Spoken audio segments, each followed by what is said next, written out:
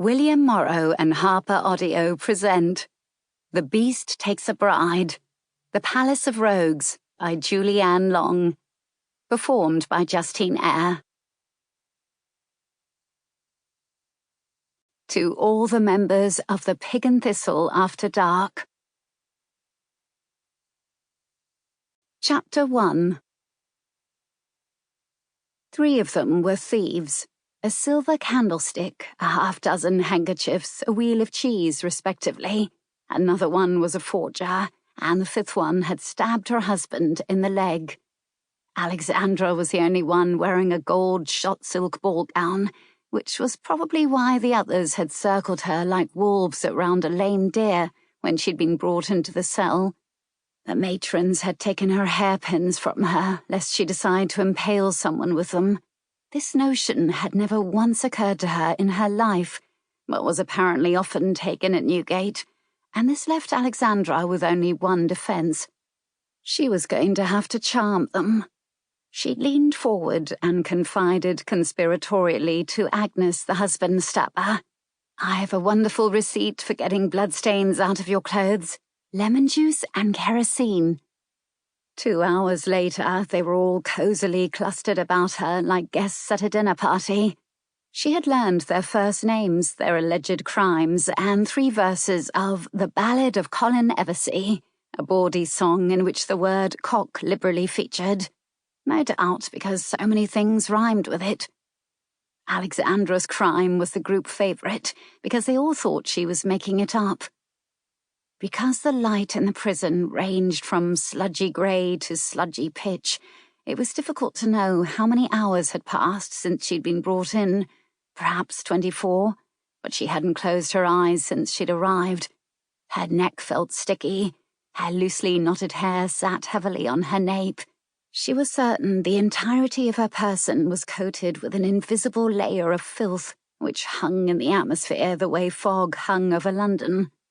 All of her senses were excruciatingly heightened, which was both necessary and a pity, as the smell was an unholy potpourri of human effluence, and the cacophony, sobs, curse words, bitter arguments, shrieks, snores, farts, was ceaseless. Straw had been strewn on the floor, as this was where they were meant to sleep. If it was good enough for cows, apparently it was good enough for them. There wasn't enough room for mattresses. She understood viscerally now why people spoke of the fibres of their being. For the first time, she was acutely aware of hers, and they were all perilously stretched. The warden, whose appearance was usually heralded by a jingle of keys and shouted invective and obscene suggestions from all the women locked in the cells, had just installed a new prisoner in their cell and departed. That made 7 of them now crammed into the space. "Bunty," she announced. This was apparently the new prisoner's name. "I clouted me employer in the head." "Alexandra stole an entire carriage," Agnes proudly informed the newcomer, essentially declaring her allegiance. "Horses and all, a carriage belonging to a duke." She elbowed Alexa whimsically and winked. Bunty assessed Alexandra through unimpressed, narrowed dark eyes. "Cool, Alexandra, is it? Ain't you a rascal, then?" The words were flatly ironic. She flexed hands the size of pitchforks. "They'll hang you for stealing a carriage." Everyone had, in fact, already pointed this out to Alexandra. "Thankfully, I did not steal a carriage, so there will be no hanging," Alexandra replied lightly. Her mouth had gone sandy, her voice was hoarse. "It was all a silly misunderstanding." "Doesn't she talk pretty? Misunderstanding," Agnes imitated loftily, and everyone laughed, including Alexandra, because she wasn't a fool.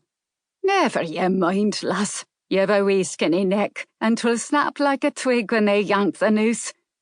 Lizzie, the cheese thief, gave Alexandra's thigh a reassuring pat. "You'll doubtless not feel a thing." She was absurdly touched. She knew this was what passed for kindness here. "Thank you, Lizzie." Lizzie normally stole handkerchiefs and watch fobs. She had given Alexandra a lot of advice.